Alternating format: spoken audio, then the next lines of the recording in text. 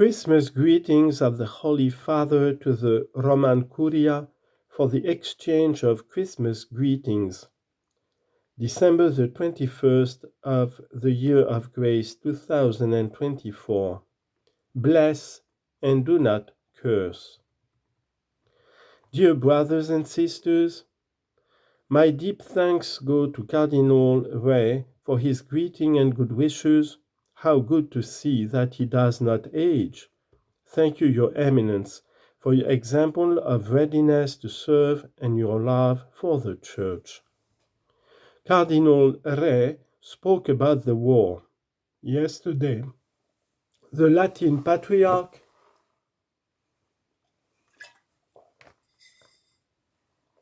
of Jerusalem was not allowed into Gaza, and as had been promised. And yesterday, children were bombed. This is cruelty. This is not war. I wanted to tell you this because it touches my heart. Thank you for having referred to this, Your Eminence. Thank you.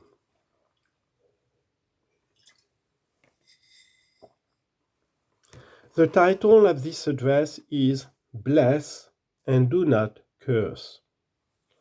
The Roman Curia is made up of many working communities, more or less complex or numerous. This year, in thinking about a reflection that could benefit community life in the Curia and its various offices, I chose an aspect that fits in well with the mystery of the Incarnation, and you will immediately see why. I thought about speaking well of others and not speaking ill of them. This is something that concerns all of us, including the Pope, bishops, priests, consecrated persons, and the laity. In this regard, we are all equal. Why? Because it is part of our human being, of our being human. Speaking well and not speaking ill is an expression of humility. And humility is the hallmark of the Incarnation, and particularly the mystery of the Lord's birth, which we are about to celebrate. An ecclesial community lives in joyful and fraternal harmony to the extent that its members walk in the way of humility, refusing to think and speak ill of one another. St. Paul, writing to the community in Rome, says, "Bless and do not curse." We can also understand his words as meaning, "Speak well and do not speak ill of others." In our case, our co-workers, our superiors and colleagues, everyone. Speak well and do not speak ill. The path to humility, self-accusation. I would suggest today, as I did some 20 years ago at a diocesan assembly in Buenos Aires, that all of us, as a way of exercising humility, learn the practice of self-accusation, as taught by the ancient spiritual masters, particularly Dorotheus of Gaza. Yes, Gaza, the very place that is presently synonymous with death and destruction, is a quite ancient city where monasteries and outstanding saints and teachers flourished in the first centuries of Christianity. Dorotheus was one of them, Dorotheus. In the footsteps of great fathers like Basil and Evagrius, he built up the church by his writings and his letters, which abound in evangelical wisdom. Today, too, by reflecting on his teachings, we can learn humility through self-accusation, so as not to speak ill of our neighbor.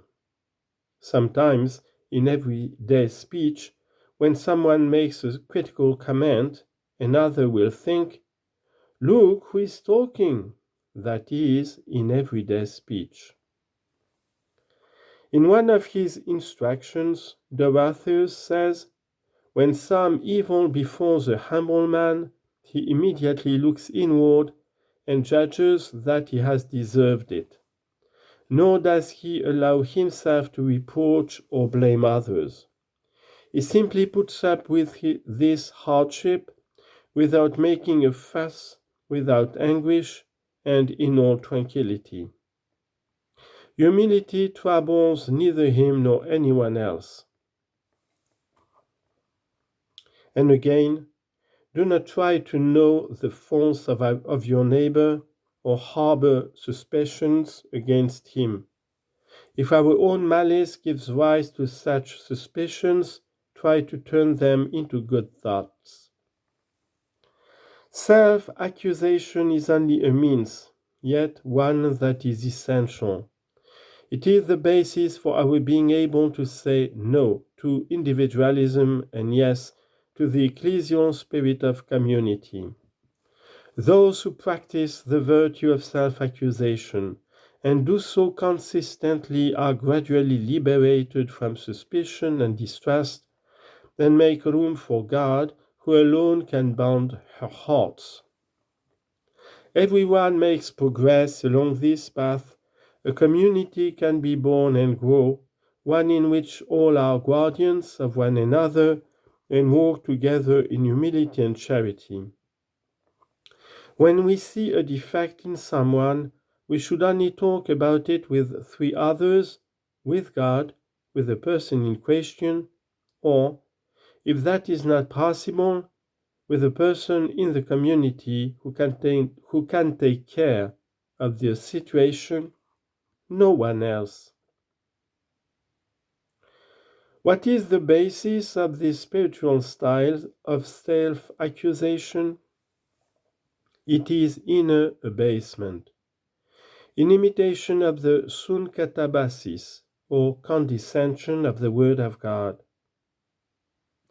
A humble heart abases itself like the heart of Jesus, whom in these days we contemplate lying in a manger.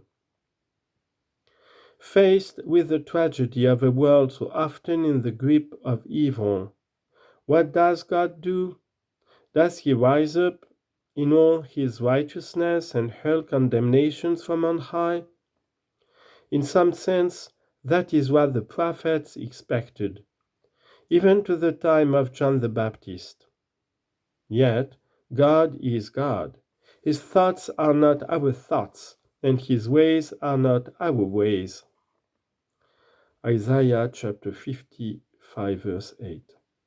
God's holiness as divine is paradoxical in our eyes. The Most High chooses to abase himself to become little, like a mustard seed, like a man's seed in a woman's womb, invisible. In this way, he begins to take upon himself the enormous, unbearable burden of the world's sin.